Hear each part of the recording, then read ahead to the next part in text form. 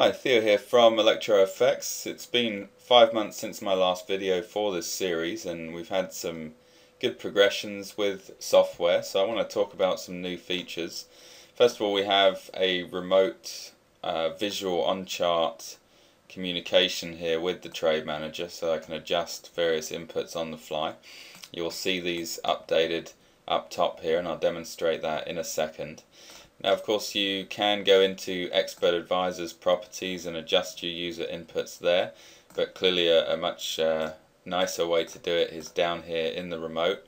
What we have is this group of buffer controls. So there's the buy-sell buffer, the pending buy-sell buffer, the angled buy-sell buffer, and the angled pending buy-sell buffers, and they're printed out up top here. If I adjust them down the bottom here, and they're to the decimal place, as soon as I hit enter, then you'll see it also updated here. So if you keep your eye on this pending buy sell buffer, and I'll just change it, and then I'll hit enter and give it a tick on the chart there and it updates. So this is just a way to control that from the remote, and there's also control here over the money management options, as well as a new money management option that I haven't yet gone over in this series.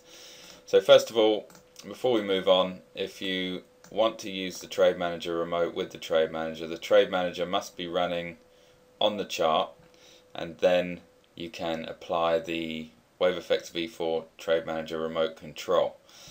Once that's on, you'll see the user interface down here, and right now I'm going to set this to Money Management 0. This is a basic option. You can see up top here, Money Management 0. When using Money Management 0, you quite simply set your lot size and that's it. So it's the most basic way of doing things. If you were to switch to Money Management Option 1, this is also a very simple way of doing things, an old way of doing things for me. Dates back many years. And what we're doing with Money Management Option 1 is we're setting the lot size and the risk factor. Now, the real simple way to think about this one, the original way I used to do it, is I wanted to trade a 0.1 lot size per $2,000 in my account, and a way of doing that with Money Management Option 1 is to put lot size to 0.1, risk factor to 5%, and this is the same as trading a 0.1 per $2,000 in your account. Now, there's a formula behind that which is in the PDF that you can download from electrofx.com, and also I went over this in a previous video in this series, so you can just go back to that if you need to. The more common option, and the one I used for a very long time, was Money Management Option number 3, and with Money Management Option number 3, all you need to do is adjust the risk factor, and this is a percentage. So if you want to risk 2% of your account on every trade, and that means once the expert advisor is entering, because of how the trade manager functions, it knows the entry price, it knows the stop loss, so it knows your risk, and based on the size of your stop loss, it will risk whatever percentage of your account you specify here. So if I wanted to risk 1% of my account, I could just change that there, and depending on the size of the stop loss, the lot size will be determined for you, so you don't have to worry about lot size or risk amount with Money Management Option 3. It's quite simply Money Management Option 3 and choose your percent of your account to be risked on any given trade. Now, the new option that I just evolved to from a logical standpoint was Money Management Option 4. This is now the one that I use and have been doing for a while now.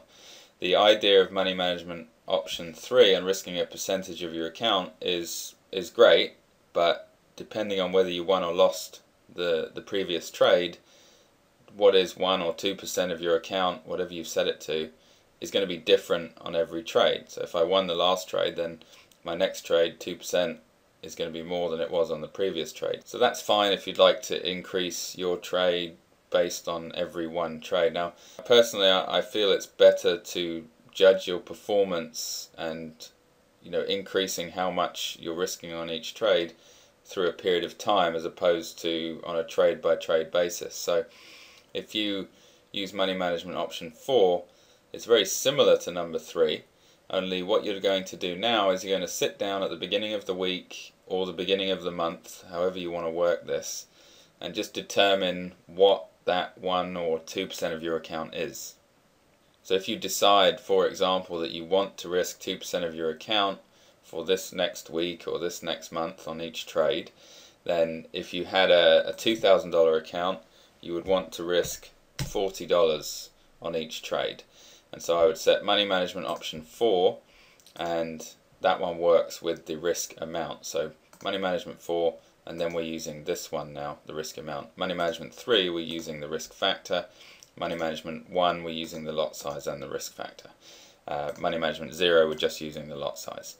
So money management 4, I want to risk 2% of a $2,000 account. As the example here, we're using $40. This means that because the trade manager knows your entry price and your stop loss before you enter, then based on the size of that stop loss, it will select the lot size for you that will risk $40 in your account. And then you can continue to trade that way for the week or for the month, and then you can reassess what the 1 or 2% of your account is that you want to risk, and you can adjust it to work for the next week or month. And it's just, for me, a more accurate way to use the numbers game and have more of a constant that I can work with. So that is the new remote and the new type of money management, how that works. Another thing that I don't think I went over in the video course so far is there is a script for getting trade manager lines on the chart really fast. And what I'm going to do right now is just hit my script for a buy, and as you see, immediately you get your baselines on the chart. So we have the pending buy, the take profit, the X buy, and the buy stop loss. Now you can then drag these around, put them where you want them, make this into the trade that you would have plotted had you placed the lines one by one. So just saving a bit of time, and then if you change your mind you can remove those. And to go in the other direction, of course, same idea. It's the 4 baselines, and then you can place your lock profit trigger line if you want optionally. So just a quick script demonstration there as well to wrap this video up. Hope you've enjoyed it, and do stay tuned for the next one.